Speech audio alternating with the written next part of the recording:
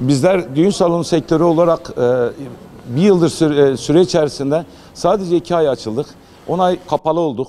Bu arada kiralarımızı ödeyemedik. Çalışan elemanlarımızın maaşlarını veremedik. Vergi, sigorta, stopaj olarak bizler çok zor günler yaşadık. Geçen sene çıkan pandemi kuralları doğrultusunda 3 gün kala, 4 gün kala düğünlere devletimiz tarafından düğünlere kısıtlamalar getirildi. 30 kişi kısıtlamalarla kimse düğün yapmak istemedi. Düğünlerimizin birçoğu iptal edildi. Bu iptal edilen düğünlerde tekrar kapora olaylarını hakem heyetleri bizler haksız çıkardı. Tekrar bu kaporaları ödemek zorunda kaldık ve çok zor günler geçirdik. Ortalama benim düğün salonlarında yani 50-60 personele yakın var. Müzisyenimiz var, kameracımız var, fotoğrafçımız var, çiçekçimiz var. Bir 50-60 kişiye yakın salonlarımıza çalışan insanlar var. Bunların hepsi bir sefer bu sektörden etkilendi. Türkiye'de 10.300 adet düğün salonları var.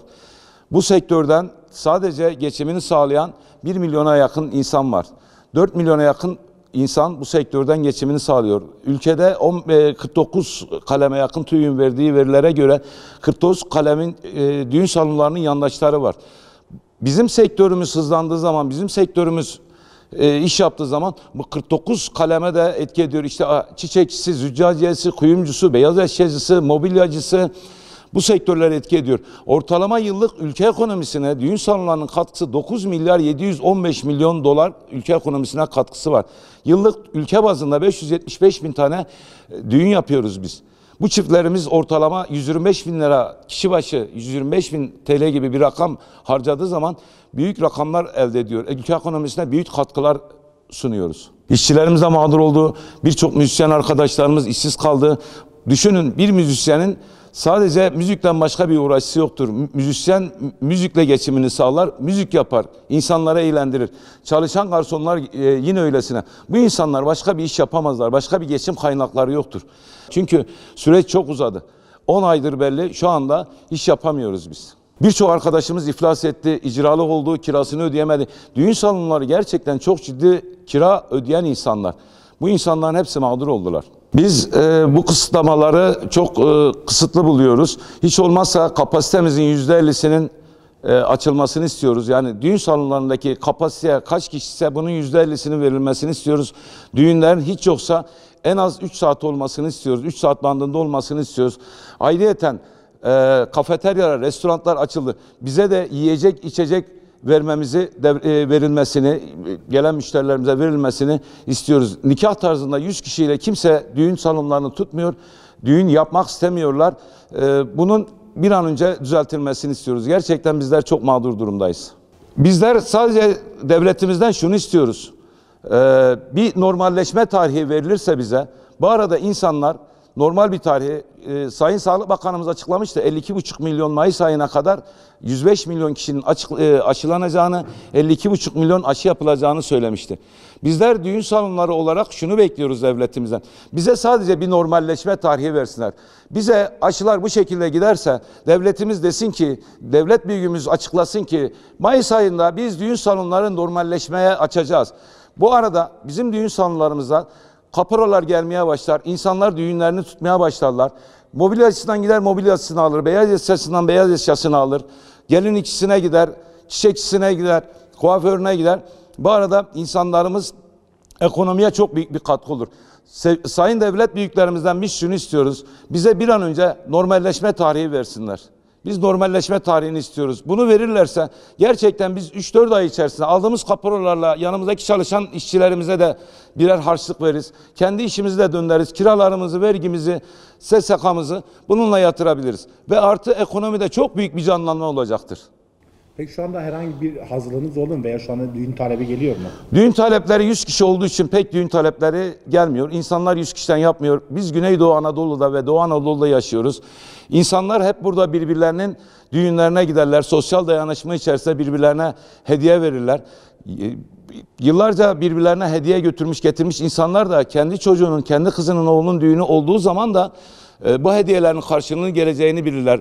Onun için düğünleri 100 kişiyle, 50 kişiyle, 150 kişiyle kimse yapmak istemiyor. Biz kapasitemizin %50'siyle düğün yapmak istiyoruz. Evet, şu an hazırlıklarımızı yaptık. Masalarımızda zaten dezenfekte var. Girişte insanların ateşlerini ölçeceğiz. HES kodlarını alacağız. Ateşi yüksek olan insanları sağlık ocaklarına yönlendireceğiz. Yarım saatte bir tuvaletlerimizi temizleyeceğiz. Düğün aralıklarında eğer düğünlerimiz olursa 2 saat dezenfekte yapıp 2 saat aralıklı şekilde düğünlerimizi yapmaya çalışıyoruz. Ayrıca masalarda aynı çekirdek aileden insanların oturmasına yer göstereceğiz. O insanların oturmasına yardımcı olacağız. Şöyle biz yaklaşık bir 12 aydan beri kapalı haldeyiz. Az çok sizler de takip ediyorsunuz, biliyorsunuz. Bizim tek bir isteğimiz var. Bize yani bir tarih verilsin.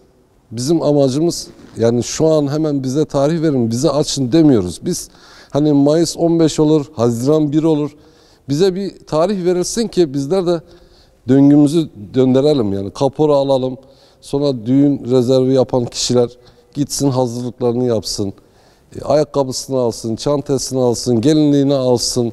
Kuaföründen gidip randevusunu alsın, kaporasını versin. Evini tutsun, ev kirasını versin. Evinin boyası yapılacaksa boyasını yaptırsın.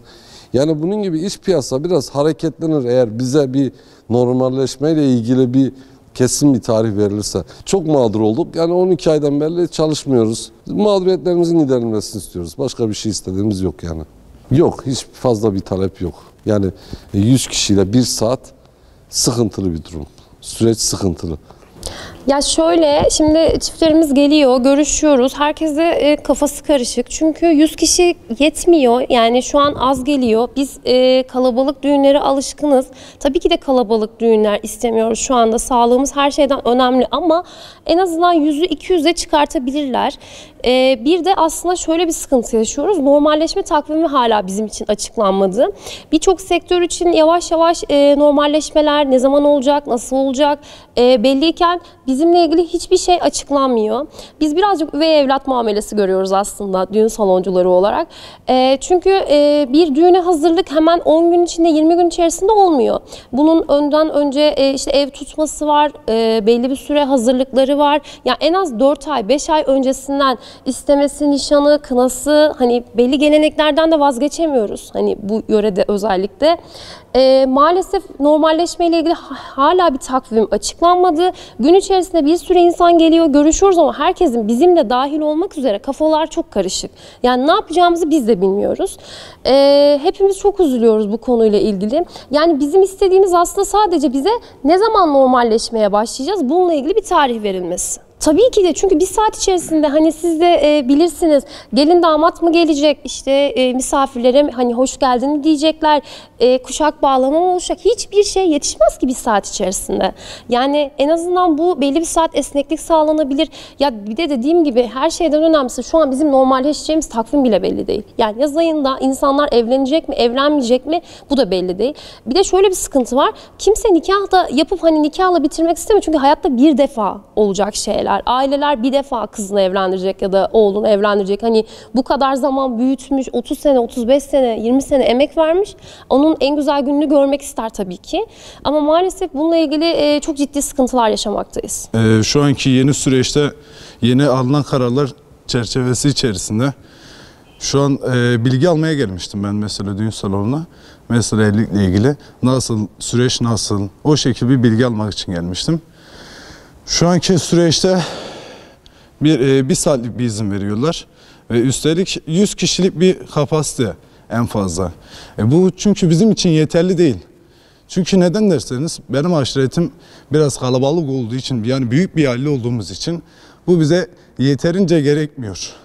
Daha ileriki zamanda eğer, tabii anlıyorum yani sağlık durumu da açısından şey olacağı için, daha ileriki zamanlarda normalleşmeye başlarsa daha ileriki tarihlerde evlenmeyi düşünüyoruz. Şu anlık süreç bize yetmez. Şu anki alınan kararlar bizim için bize uymuyor diyebiliriz daha doğrusu.